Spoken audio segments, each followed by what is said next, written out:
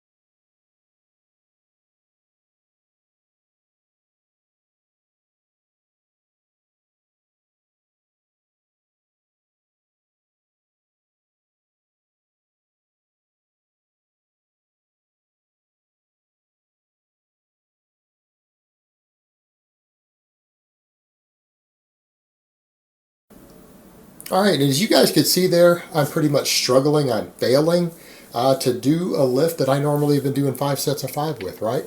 In fact, I've been cutting and focusing very, very, very heavily on the clean and push press, right? That is my #1 lift right now as far as my overall volume, things I work on. I do that exercise at least 3 days a week and have been doing so for at least 6 months, right?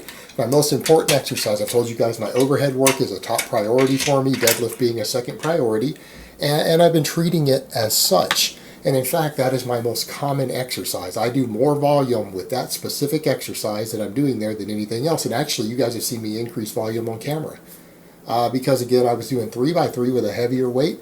I dropped down 10 pounds and started doing sets of 5. And I've added sets of 5 up to the point to where you guys have watched me do 5x5.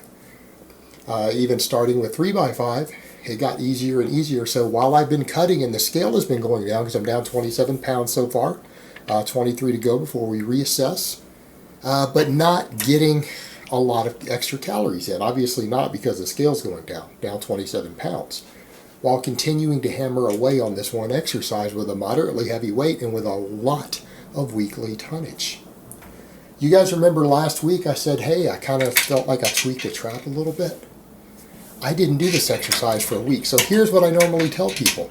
Here's what you have to do. When you start to get nagging injuries or feel like a minor pull or inflammation in the connective tissue on a given muscle group, you take the exercise that you feel that's causing it, and it's a good idea to just take a week off from it. Or do it full deload, but taking a week off. And that's what I did.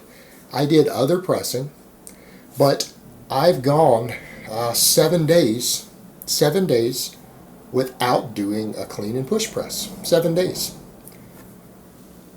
And after about 3 days, my trap felt better. My neck stopped hurting so much. That inflammation that was there went away, because that started last week. And I had to terminate even my sets a little bit early. It seemed to be better. After taking a week off, I've been able to do behind the neck presses with a lighter weight. I only did 135, but I did behind the neck presses. I've done relatively heavy floor presses. No problem. I've been doing chin-ups. I've done front squats. And it hasn't re-irritated the area. I go in today, after taking a week off the exercise. The inflammation seemed to be gone in that area. My first set, I felt it start to hurt again. Then you guys notice I get to my second set. What happens? I have no strength. I'm shaking. I have no speed. I have no explosiveness. Why? Because the traps are heavily involved in that. My trap is starting to get overused, and it was hurting by the end of that set, and I quit. And now my trap is irritated. It hurts. It's inflamed. What does this tell us? It tells us I probably should have backed off on this exercise a week earlier. We have to learn to listen to our body, and now because of this, I definitely am close to having an overuse injury. That's the thing. People are always like, oh, I tore this muscle, I tore that connection, whatever it happens to be. It doesn't happen in a vacuum. You get warning signs weeks ahead of time. I got the warning signs right there.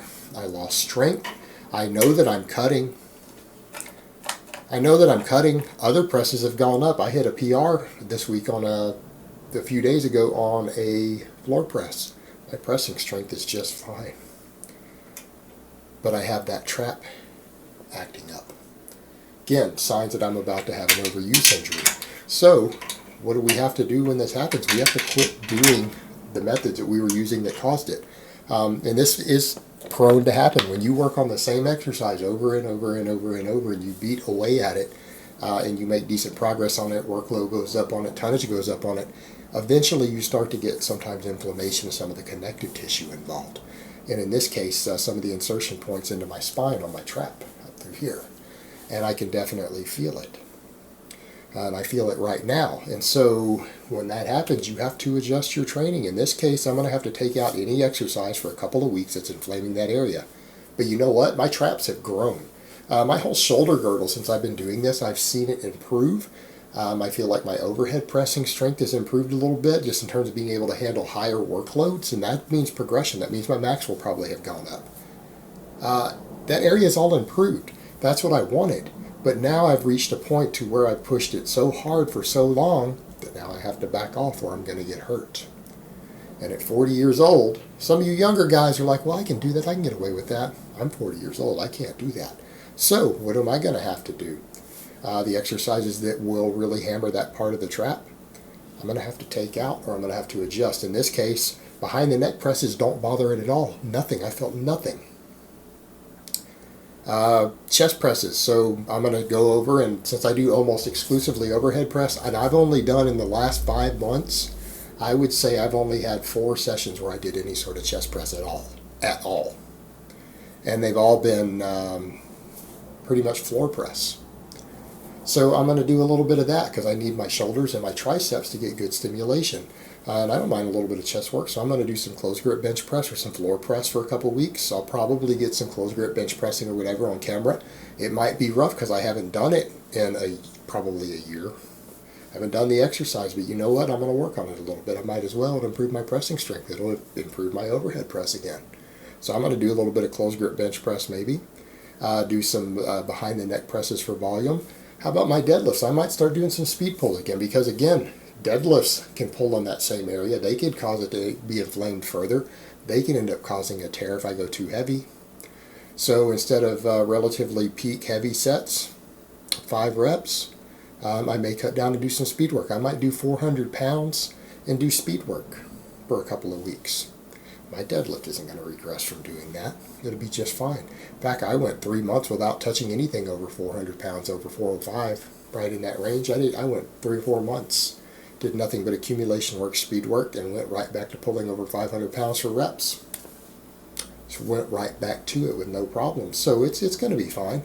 And that's what you have to do. When you're dealing with areas like that and you start to get that nagging inflammation or things start to hurt, it's time to back down. And what I did was just take a week off from doing the exercise that seemed to have caused it, and when it felt okay, I went and tried the exercise again. And it feels like almost a minor injury starting there again. It's not a good sign. It's time to adjust things. And you know what? It's totally reasonable at this point. I've probably burned out my progress on that lift for a little while, particularly on cutting. The fact that I've made any progress on an exercise while losing over 20 pounds, I'm pretty happy with that. I can live with that. That's great. Now it's time to adjust and work on some other areas. Let that area heal, let it recover, let that connective tissue inflammation go down for a little while, 2 weeks, 3 weeks, whatever it takes, and then go back and work on it some more. But the reality is, you know what, I was coming up on a point of having done this for about 6 months. I was probably at that point to where it's time to adjust. Because again, when you're repeating large volumes of training, especially moderately heavy training, on the exact same exercise over and over and over, you are going to be prone to inflammation of the connective tissue. You are going to be at risk for overuse injuries. And that's the point where you've got to step back and go, okay, I'm seeing the warning signs. I'm going to listen to my body. I'm going to adjust things so that area can heal, that it can recover and we can keep moving forward without injuries. And your body will always warn you on these things. These things don't just happen randomly. Unless you are brutally strong and you lift bone-crushing poundages, these things don't just happen. You get warning signs a week or two ahead of time, and I just got the warning signs. I don't like injuries, so I'm going to listen. But your body will always tell you first. Again, unless you're so brutally strong that you're just shifting weights that are so heavy that things can snap without a warning. But 99% of people, even most power lifters, that's not really going to be a concern. I do work sets with 500, 515 on the deadlift. We're not at that sort of bone crushing poundage yet. I'm doing work sets with, under 200 pounds on overhead pressing. We're not at that level yet right now, and I probably never will be because I'm older now. I'm focused on fitness health instead of trying to get to that level.